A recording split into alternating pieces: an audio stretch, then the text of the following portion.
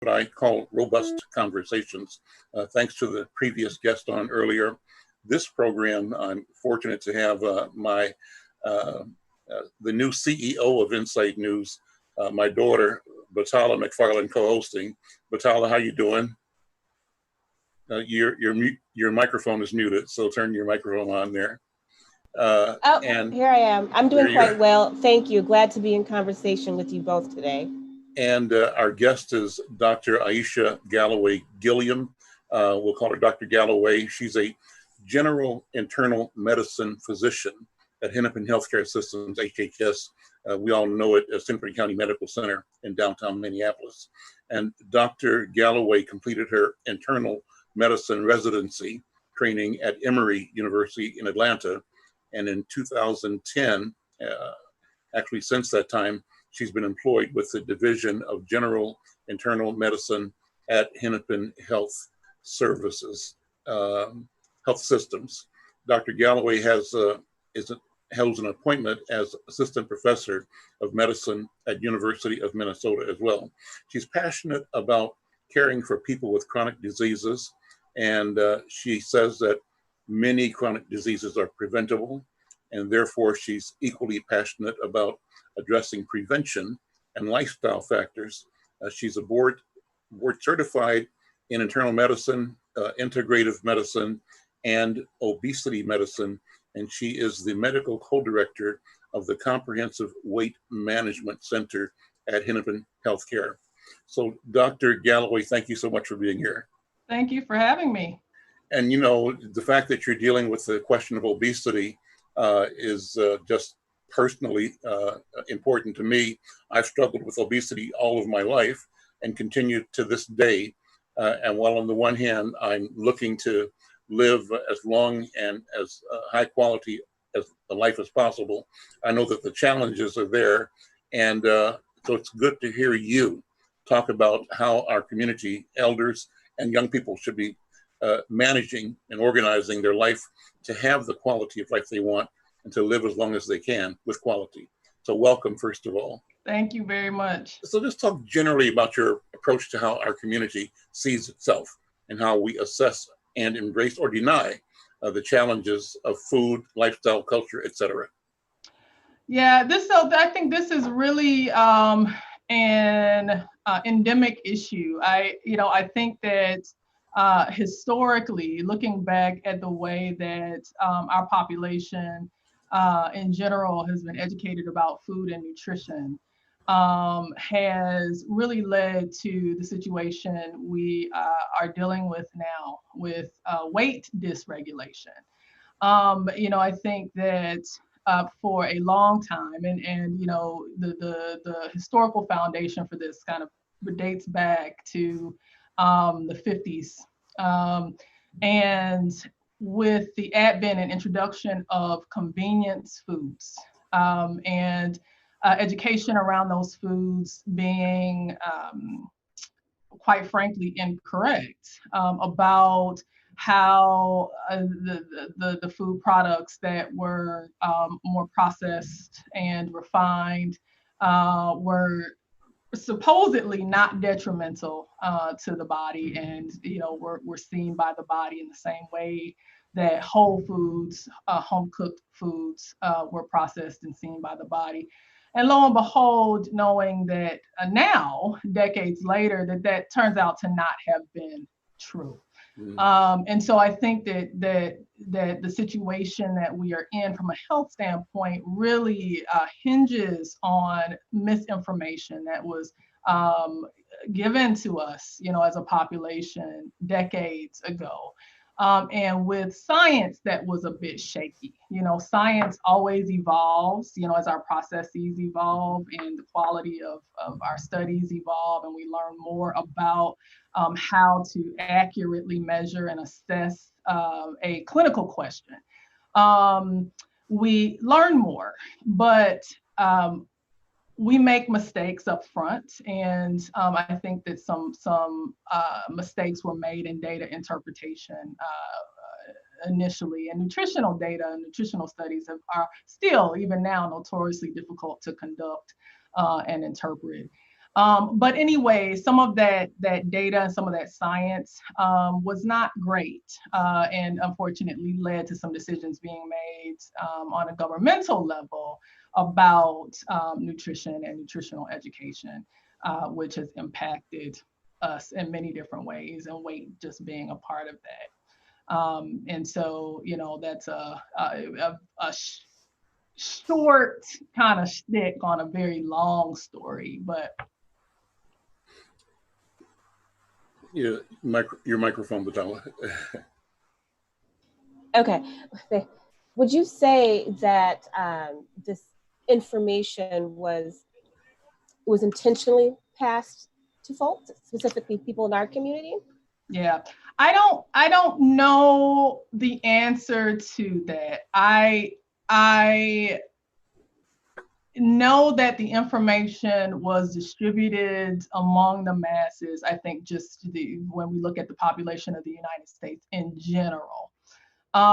Whether any targeting occurred, I can't say. I am not sure, and I haven't seen anything that would specify that or make me particularly suspicious for that happening. But what we do know is with racism and the disparities that have already existed with access, you know, to just equitable access to resources, you know, the implications within our communities of some of that information up front, you know, potentially was more catastrophic, you know, and I say that with a caveat because there are certainly communities, other communities within, you know, the American population who are impacted really severely as well.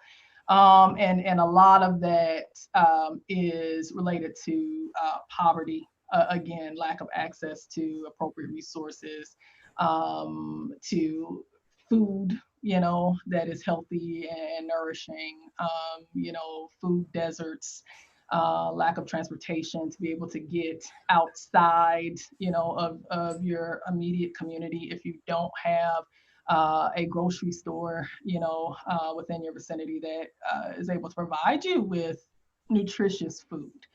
And so I think poverty for sure sort of has really escalated some of those disparities.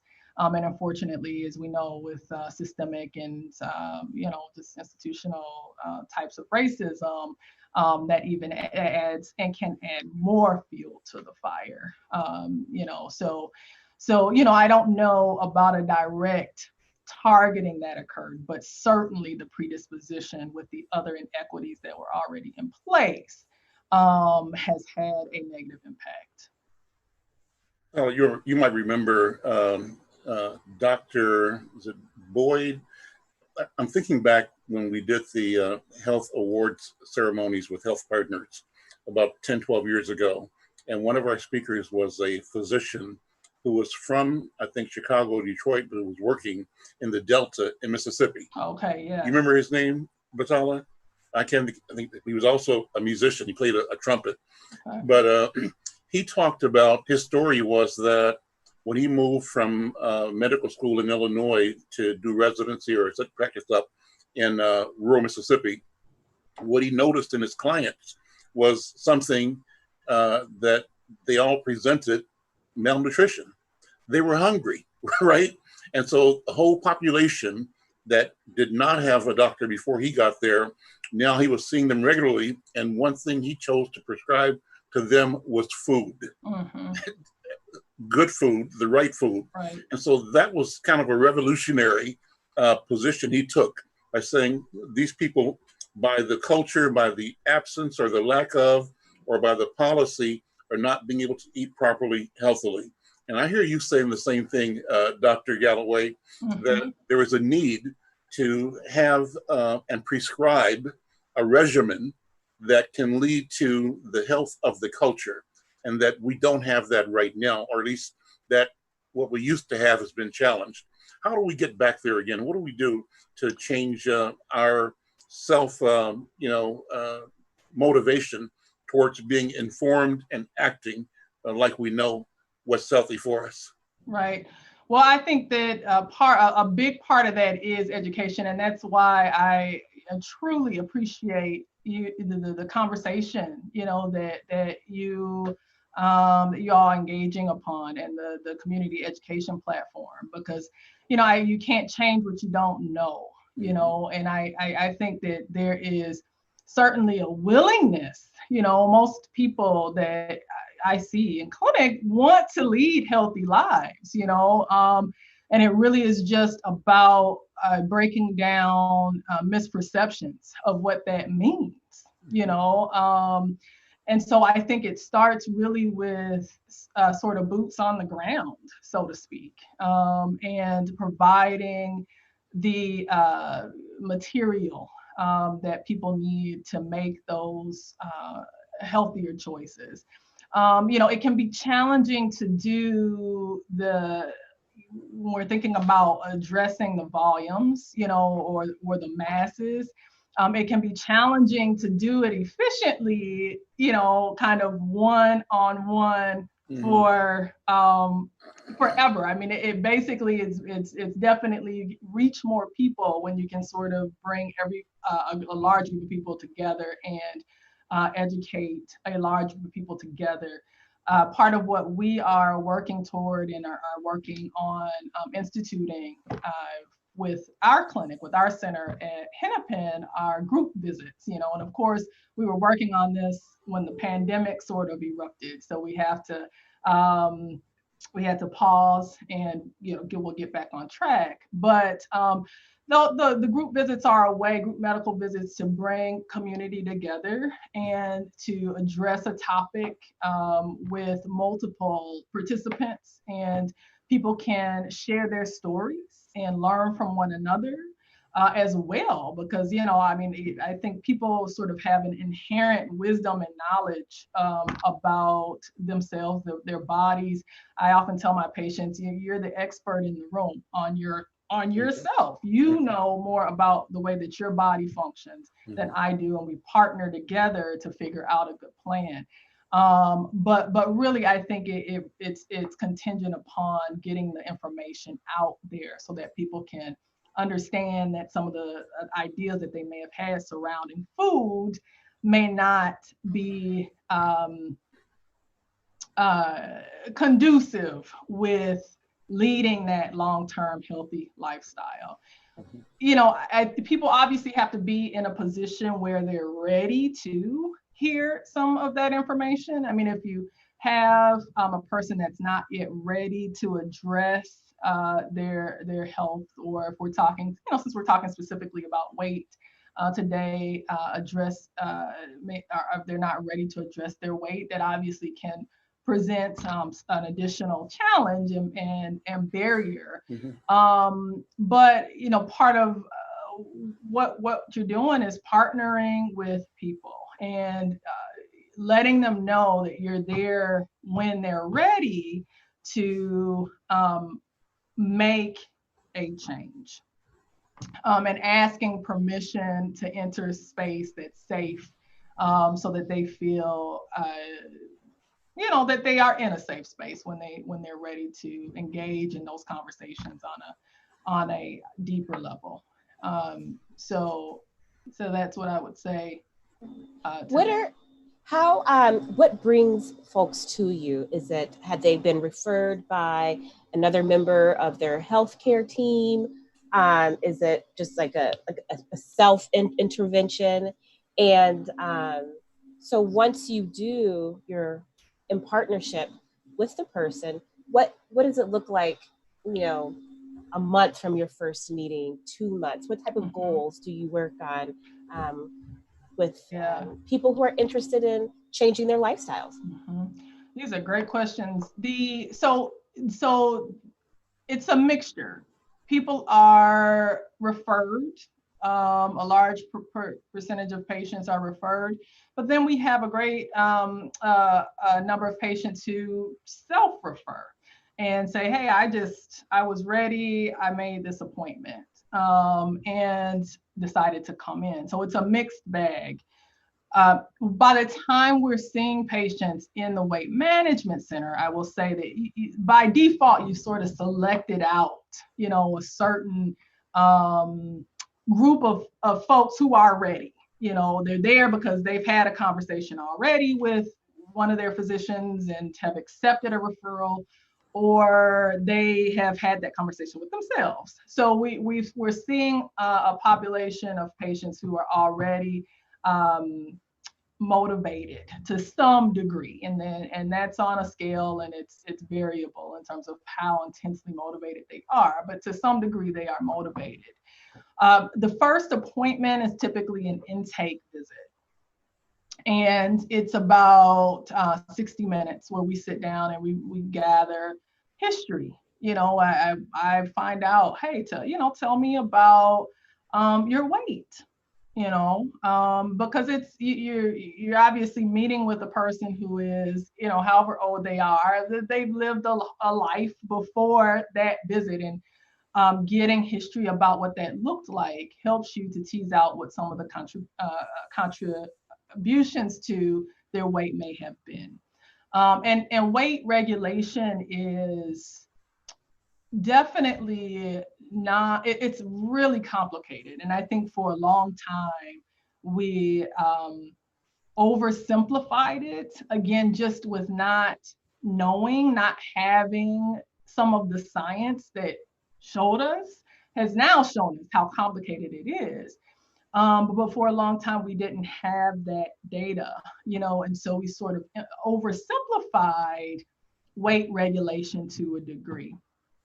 And I was guilty of that too. So it would be like, don't eat as much, move more. That's right. Come see me. Drink 80 ounces of water. Eat fruits and veg. That's exactly right. This much protein, you'll be fine. That's exactly right. Yeah, and so like I said, and I was guilty of that. So I don't want to point fingers at anyone, because that was me. I would say, well, if you have this calorie deficit, and if you exercise more, and if you eat a little bit less, you should lose weight, because, of course, it's this algorithmic equation, and it just, and that just isn't how it works, because it doesn't exist within a vacuum. There's so much biochemistry involved and neuroimmunology involved with weight regulation. So, so anyway, so you're getting that history so that you can look at all of the factors that may have gone into and maybe going into where someone is with their weight. And this isn't even, and we're talking about, genetics too, as we talk about family history, there's genetic predisposition. There's an area of science that's quite fascinating called epigenetics. And I don't know if you've heard of it. But it has to do with the way that your genes are expressed. And so we know that things like trauma, can impact the way that your genes are actually expressed. Not mutations, but expression. In utero effects, so what has happened, or what is happening to a mother who's carrying a baby, or the foods that mom is eating, can potentially actually impact the genetic expression of the baby, and so there's so many factors. So we spend a lot of time diving into those factors.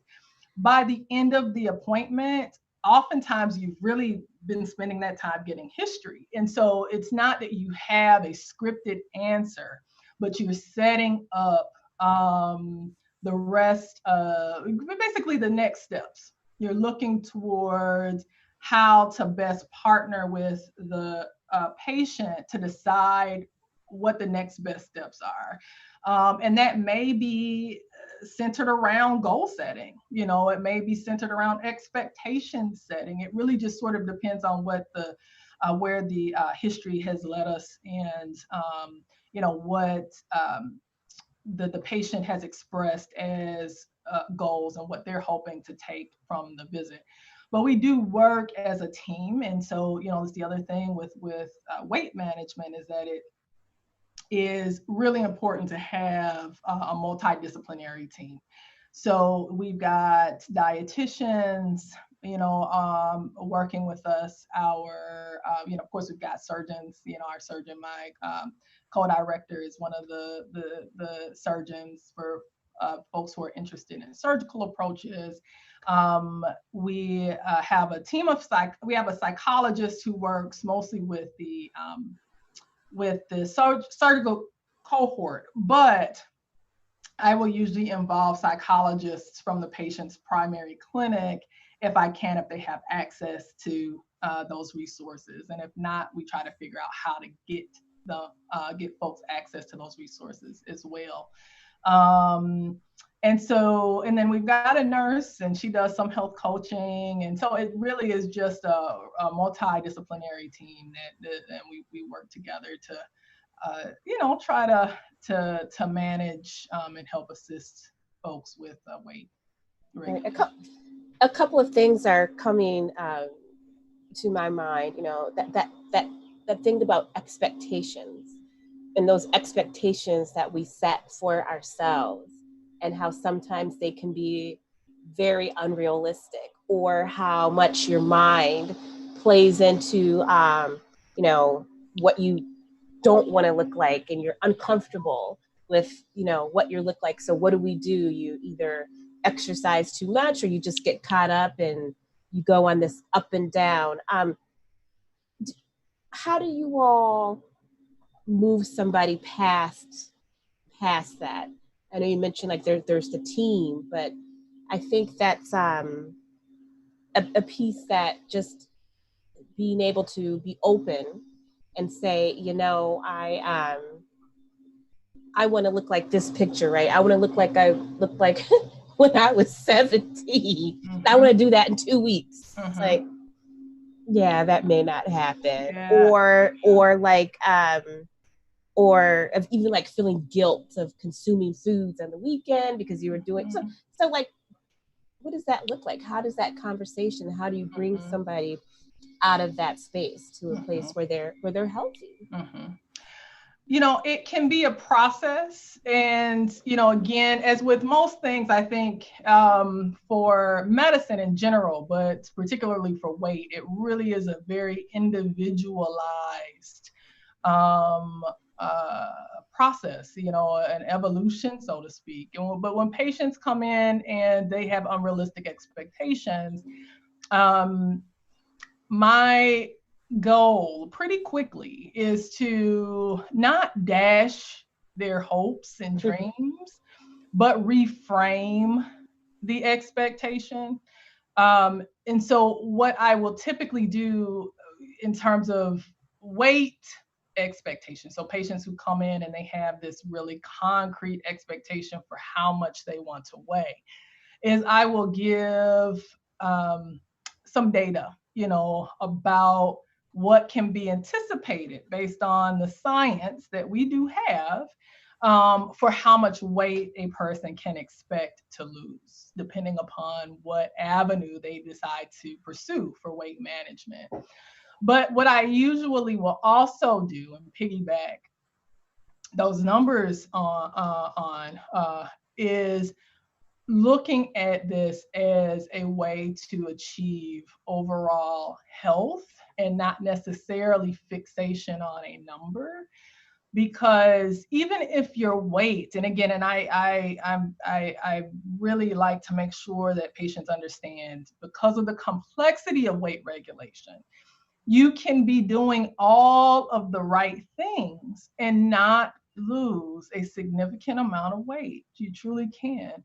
But with doing those making those positive lifestyle changes, there are still positive health implications and impacts, and that we want to focus on those things as opposed to necessarily the aesthetic component. And that's not to diminish the aesthetic component, because of course most people, that's a human thing,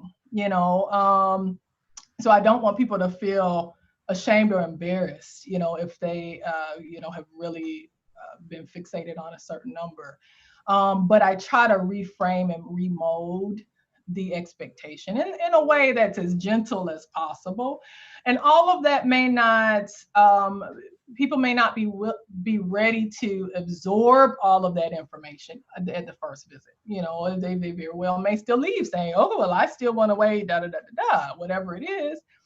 But then that's why we have the follow-up visits. And that's why we you know, are saying, and I tell patients, I'm here to partner with you so that they understand this is a partnership. And we're entering upon a long-term relationship, whether you know it or not, you know. And so it's with molding and reframing the narrative, you know, that story in your mind, so that you truly have a understanding of what expectations there are for how much weight you may lose. And then it also is really reminding patients that it's important to engage in positive self-talk. You really to berate yourself or feel ashamed about potentially not meeting a goal, you know, or doing as well as you would like to have done on a certain goal. To berate yourself is antithetical to your overall goal, you know. And so we talk about chronic stress and how that impacts weight, and really helping people to get an understanding of the mind-body connection. And that's what I like about, you know, sort of that integrative piece, and everything just goes together and works together. So yeah, so that's sort of how I look at that expectation setting component. Dr. Gilliam, Dr. Galloway. That's okay. Both names work, I know that. Yeah. How do we take this to scale? You've mentioned that in your practice, you're working one-on-one because it's an individual decision, but you also mentioned that one of the tools you use is a group session. And so you have a number of people being able to reinforce and to assist and support each other on their path to weight loss or health. How do we take that to scale in the community? Batala and I have had this conversation for years. What does it mean for the entire community to grasp a narrative or vocabulary that enables us to express and follow a path towards healthy living, towards optimal living? How do we take a community that is beset by any number of disparities in health? I think they use the phrase the social determinants of health, right? Meaning health as impacted by job, as impacted by wealth, as impacted by education and culture, all those things interconnected. But how do we examine the whole? And as we address the individual, have the intent of transformation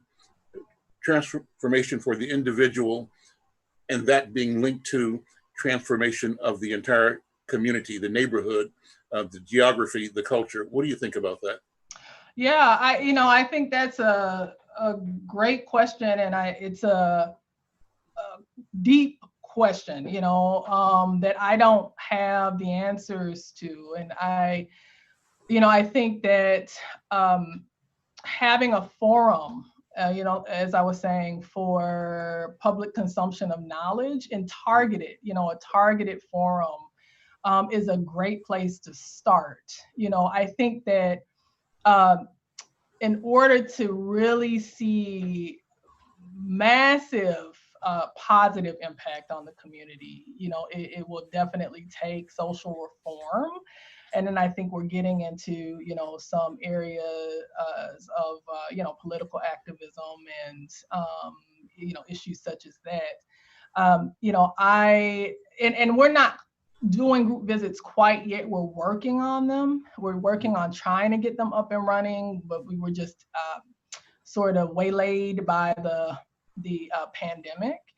But magnifying that forum for education and looking at truly how to provide our communities with food reliably and healthily. Some of the co-op initiatives that were initially being undertaken, unfortunately, hadn't panned out, and I was really excited about that. I think seeing community gardens spring up around the neighborhood is something that usually will make my heart smile. I get really excited about that, and I think that having a platform to be able to build on community gardening and community, farming, so to speak, too, is another really great way of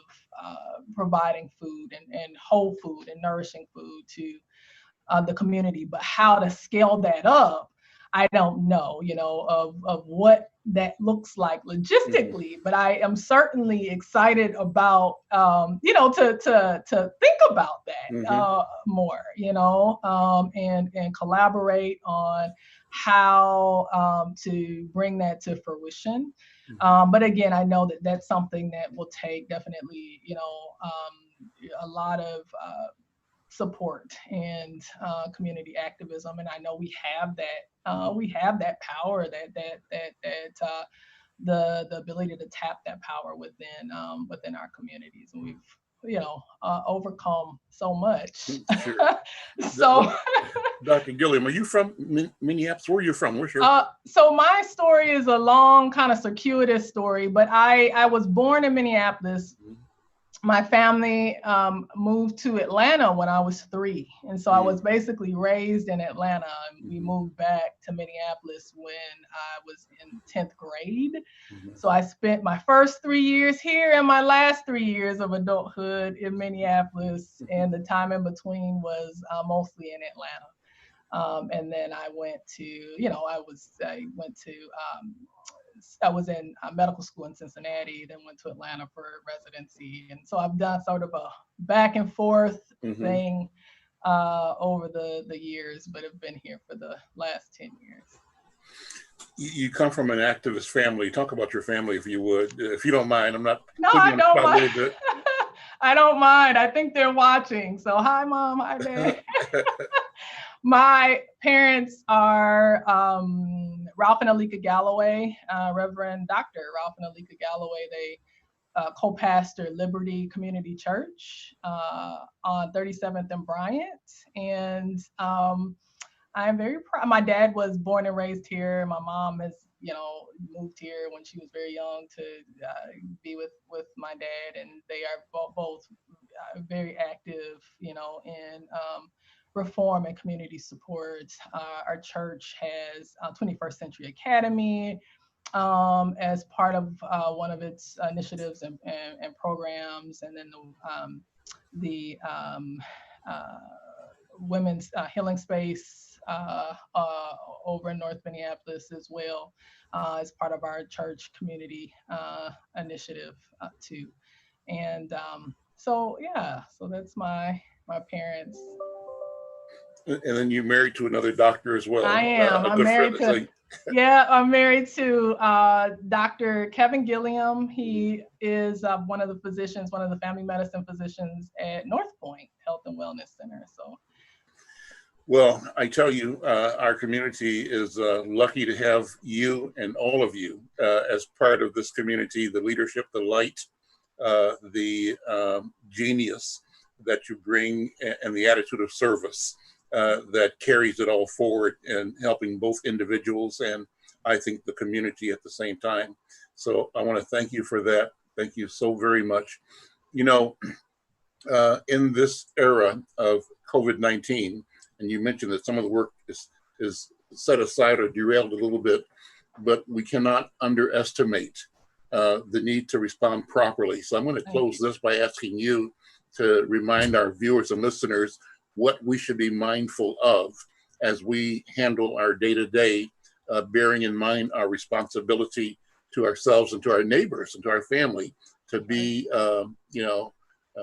doing best practices in prevention and awareness. So Would you respond to that? Yes, absolutely. Thank you so much. Yes. So absolutely, COVID-19 is still here, and will be with us, for the foreseeable future. I encourage everyone to please, when you are outside of your home, outside of your what I call plastic bubble, outside of your plastic bubble, please wear a mask. The masks are really there to protect your neighbor. So you wear a mask for your neighbor, and your neighbor wears a mask for you. Outside of surgical grade masks, the non-surgical grade masks really do more to contain your own germs, confine your own germs to yourself. And so it really works best if everyone makes a communal effort to wear those masks. Clearly, if you are not well, if you don't feel well, stay home, seek the advice of your medical professional, your medical team on what to do, but please stay home so that you don't infect other people.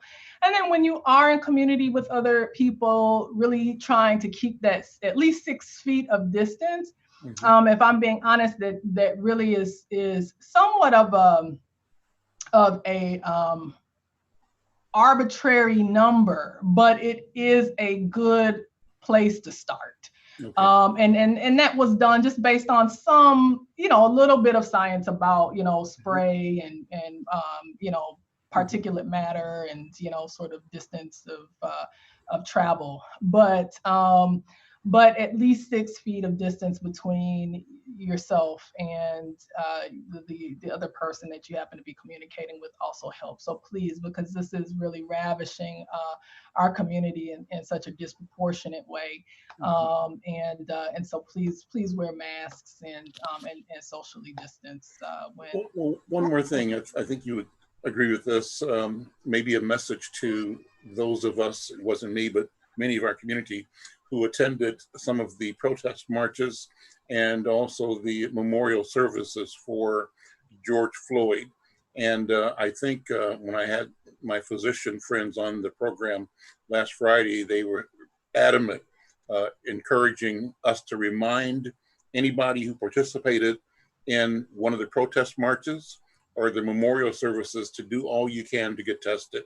Because you were at greater risk in a crowd, marching, music, closed in the observation, the celebration of the funerary celebration. So I'll ask you to sort of reinforce that idea as well. Yes. Protesting is our right and in many cases our duty, but at the same time, we have another responsibility to act with knowledge. And what is that? That's correct. Yes, absolutely. That I echo that, reinforce that 100%. Please do get tested. We have, North Point has the drive-through clinic for testing specifically.